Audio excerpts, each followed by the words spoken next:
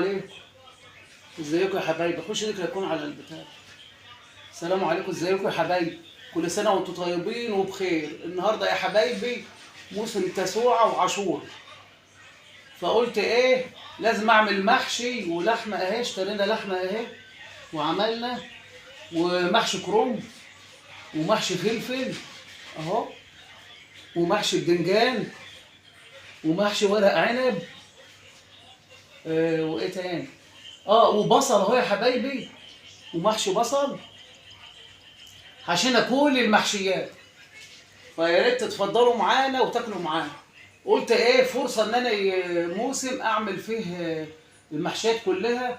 ولاد ابن الصغيرين هنا ياكلوا معانا هيمشوا، عشان مش عارفه امها هتودي واحده منهم المدرسه ولا تقدم لها. فقلت ايه لازم اعمل حاجه طريه تعجب العيال. امبارح عملت لهم سمك شويته بره، وجيت واشتريت حتى طبقين رز كده اهو جاهزين من عند بتاع السمك، وجيت اكلت عمته مأكلته. والنهارده قلت هو المحشي، اشترينا طلبات المحشي من امبارح وجينا عملنا. فاتفضلوا معانا، كل سنه وانتم طيبين. بيقولوا عاشوره ده بيغفر سنه لقدام وسنه لورا وتسوعه، فلسه هصوم بكره تاني يا حبايبي باذن الله. كل سنه وانتم طيبين. يعني لازم تصوم يوم قبله او يوم بعد.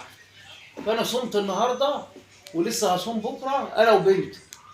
وامبارح يا حبايبي عايز اقول لكم رحت خلعت سنتي اهي عند دكتور اسنان، ودخت ورشيل عليها بنج وكنت هموت والله.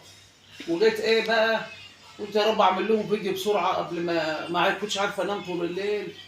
على ما صحيت الصبح فقت شويه.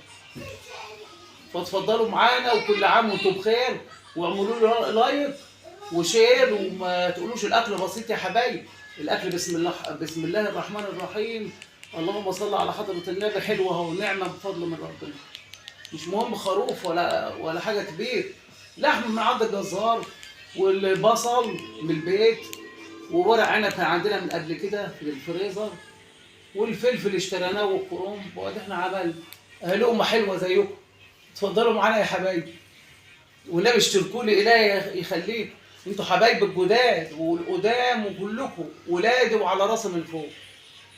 القناه هتترفع ان شاء الله بكره بنفسكم معايا، وعقبال ما ربنا يحقق امالكم كلكم يا رب ويسعدكم ويرحم موتانا ويسعد. مع الف سلامه يا حبايبي، مع الف سلامه.